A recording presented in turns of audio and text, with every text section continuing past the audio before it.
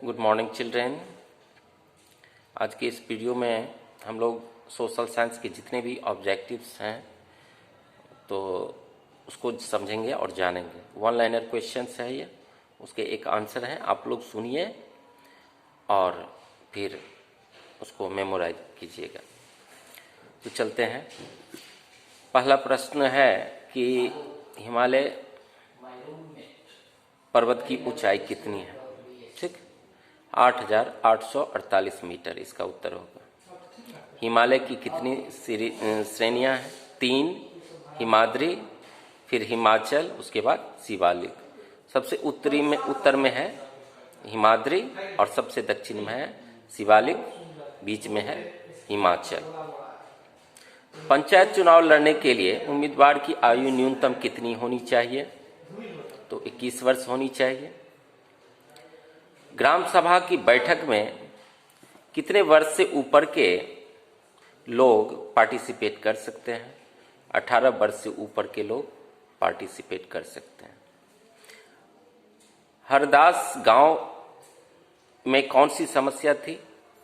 What was the problem with the villagers of Hardaspur?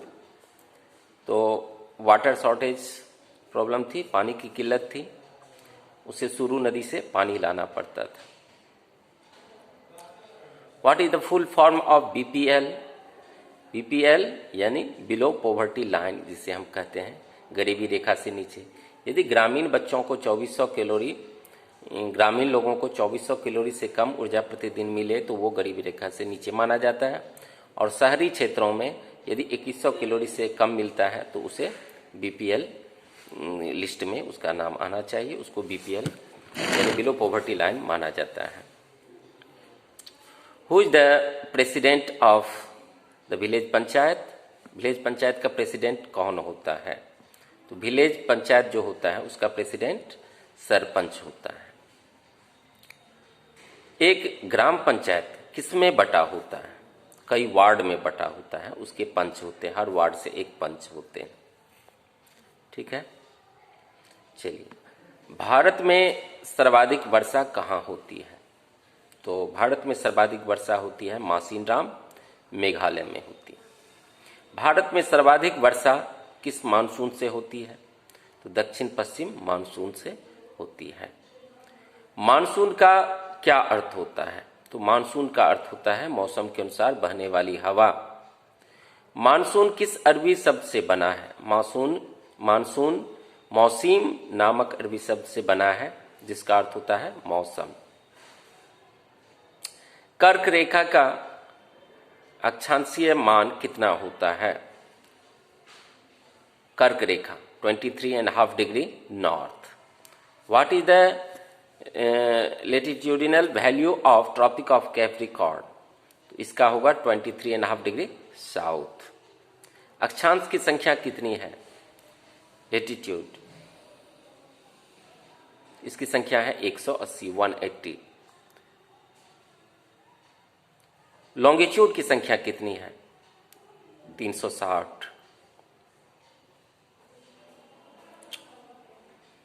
Bharat का सबसे बड़ा डेल्टा या विश्व का सबसे बड़ा डेल्टा सुंदरबन डेल्टा, ये किस नदी से बनी है? ये गंगा और ब्रह्मपुत्र। सुंदरबन डेल्टा का नाम सुंदरवन, इसमें सुंदरी वृक्ष के कारण इस वन का नाम पड़ा सुंदरवन। डेल्टा क्या होती है? एक त्रिज्याकार आकृति होती है, नदी जहां से चलती है और जब समुद्र में मिलने को होता है ना तो वहां उसकी रफ्तार धीमी पड़ जाती है।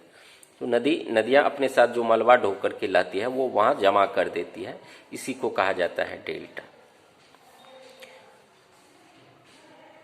उसके बाद सबसे छोटा ग्रह, the smallest planet is mercury, the largest planet is Jupiter. Morning star किसे कहा जाता है? वीनस को। इवनिंग स्टार किसे कहा जाता है? वीनस को। पृथ्वी से सबसे नजदीकी तारा कौन सा है? तो सूर्य। The nearest celestial body from the earth is the moon. Name the 2 planet which do not have satellites. 2 ऐसे ग्रह का नाम बताइए जिसके पास सैटेलाइट नहीं है, तो वीनस एंड मार्स। पृथ्वी के घूमने की दिशा क्या है? तो पश्चिम से पूर्व। दिन और रात पृथ्वी की किस गति के कारण होती है? तो घूर्णन गति के कारण या रोटेशन के कारण। 4 ऋतुएं पृथ्वी की किस गति के कारण होती है? तो परिभ्रमण गति यानी रिवॉल्यूशन के कारण होती है। और ये 4 मौसम होता है, समर, विंटर, रेनी, ऑटम। उसके बाद पृथ्वी का रोटेशन टाइम क्या है, यानी कितने समय में पृथ्वी अपने एक्सिस पर एक बार घूम जाती है? तो 23 घंटा 56 मिनट। कितने समय में पृथ्वी सूर्य का एक चक्कर लगाती है? तो 365 दिन 6 घंटा। लीप वर्ष कितने दिनों का होता है? तो 366 दिन। लीप वर्ष में फरवरी कितने दिन के होते हैं? तो 29 दिन। भारत में मानसून सबसे पहले कहां प्रवेश करती है? तो केरला में। किस राज्य में जाड़े में वर्षा होती है जिसके कारण गेहूं की फसल नहीं हो पाती है? तमिलनाडु में, लौटती हुई मानसून से। भारत के पूर्व में कौन सी खाड़ी है? तो the Bay of Bengal, Bengal की खाड़ी। भारत के पश्चिम में कौन सा सागर है? द अरेबियन सी। भारत के उत्तर में कौन सा पर्वत है? द हिमालय। भारत के दक्षिण में कौन सा पर्वत है? भारत के दक्षिण में कौन सा समुद्र है, महासागर? The Indian Ocean. Name the 2 river which drain into the Arabian sea. तो नर्मदा और तापी, ये 2 नदियां हैं जो अरब सागर में गिरती है।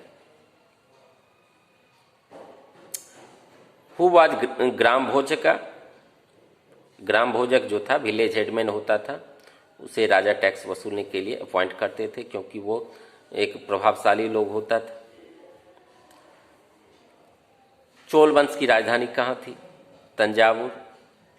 चोल वंश की स्थापना किसने की थी? विजयालय। पुलिकेशन II का संबंध किस राजवंश से था? चालुक्य।